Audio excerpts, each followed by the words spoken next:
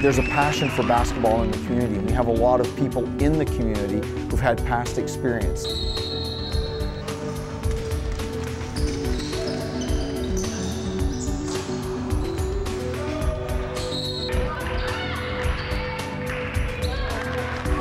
They didn't just teach X's and O's, they taught you how to be a basketball player. You're getting exercise, you're meeting people and having fun, so it's great.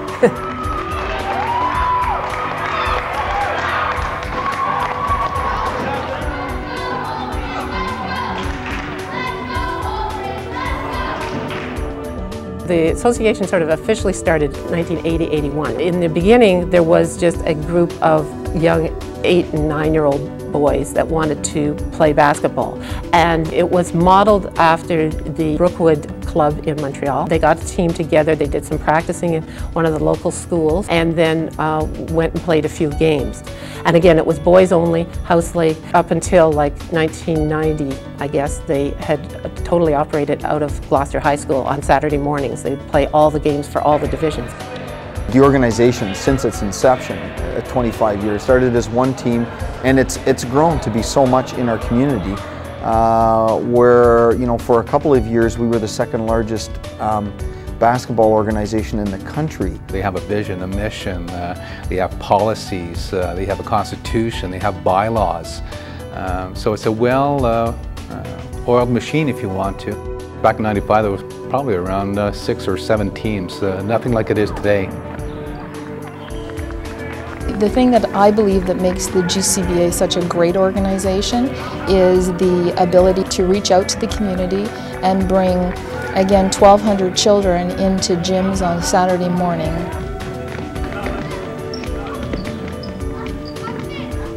The initial goals have always been to provide a place for children to play community ball.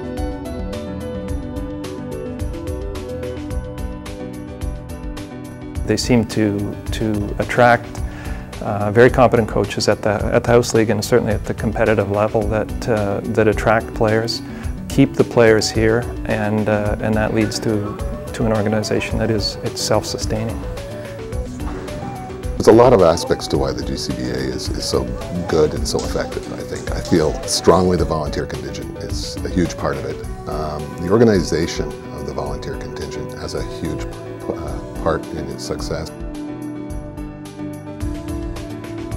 We have upwards of about anywhere from 400 to 500 volunteers in any given year, and without them we just can't make the program run.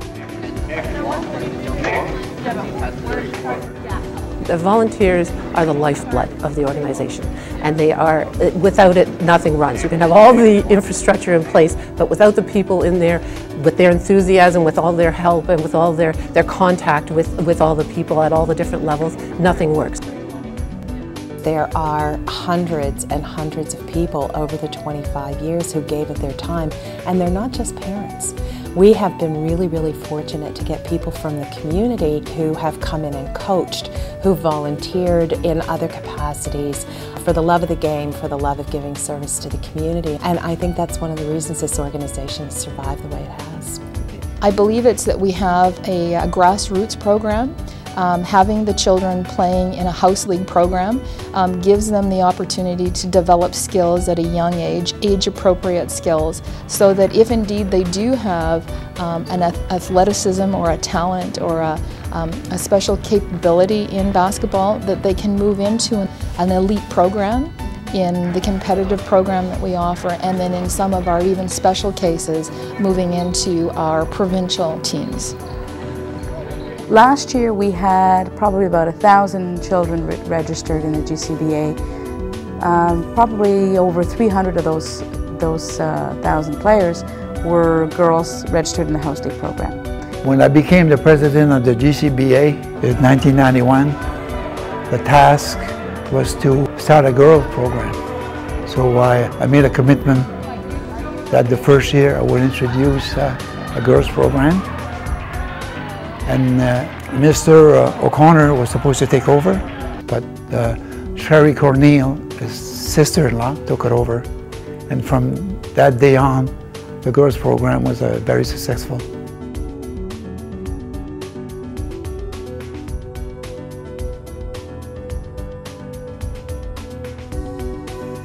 Michael Connor started the Girls Wolverine program, which then of course evolved into the Girls House League program. Some really exciting things started to happen. We started to turn out some excellent female players. The first time we won provincials, Michael Connor was our coach. It was only my second year playing basketball, and we weren't expected to do that well going into the tournament, but our team just came together and it was just a great win. It was the first big tournament win that I had experienced in my career.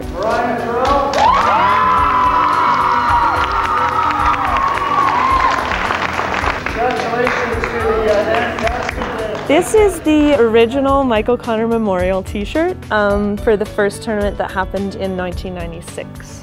So, yeah. Oh. It's one of the few tournaments that I've certainly ever participated in that has things such as an opening ceremonies. It has a little bit of pomp and circumstance for the kids. It makes it really memorable for the kids who come. What's unique about the Michael Connor tournament is it's a memorial to the man. He truly believed in development of kids. He believed in developing the girls' game. We use equal play in the tournament. We're the only tournament in the province that does that.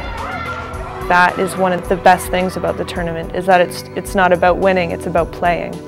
And you know, I think that my dad would be really, really proud about the tournament because of that fact.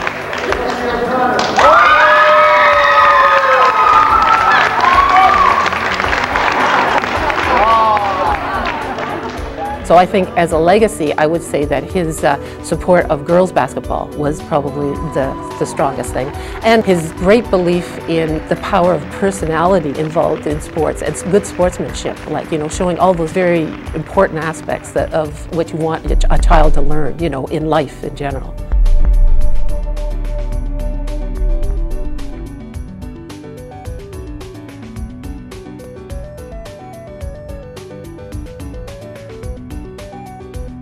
The best part for me about playing basketball was just the people I met and the places I've gotten to go. Had I not played Gcba, I really wouldn't have seen much of Ontario or Quebec, and a lot of the players that I started playing with, I still play with today and I'm really good friends with. When you watch a bunch of kids take the court, have a wonderful time, watch them grow into young men and women who take their place in society and then turn around and become volunteers themselves, I have to say that's probably the most rewarding thing. I really wanted to give back to my community. I played basketball when I was younger, and it's my first love. And when I came back to Ottawa, I really, really wanted to go back and volunteer for the Gloucester Cumberland Basketball Association. The way that coaching basketball has helped me personally is just bring another element to my balance of life. I mean, I work, I have a family, and this gives me an opportunity to give back to the community. It was mostly the teamwork that I took away from it, and how important it is to build friendships and be competitive, but also to work well together with the people around you. There's a lot of character building, there's a lot of skill development, a lot of self-esteem that's built. They get into the schools and they're the stars, they're the rock stars in the high schools. Good opportunity to influence them in terms of you know, the future in basketball and future in general, not just, you know, it's not just about the game, it's about them as people as well. They've gained this confidence on the court now that they've learned through, you know, developing with their coaches. Their coaches have helped them, teach them these skills, and that'll be followed through in everything else that they do. As long as kids are active, as long as they're involved in community sports, it doesn't really matter as long as that kind of activity is going on. We've offered a lot of opportunities, and I think just the passion for basketball in the Ottawa community has helped us get where we are today. It really is fun, and it's a non-threatening environment, and it's a great place to just come out and get some exercise, and everybody loves to throw a ball through a hoop, so what else can you do? You know?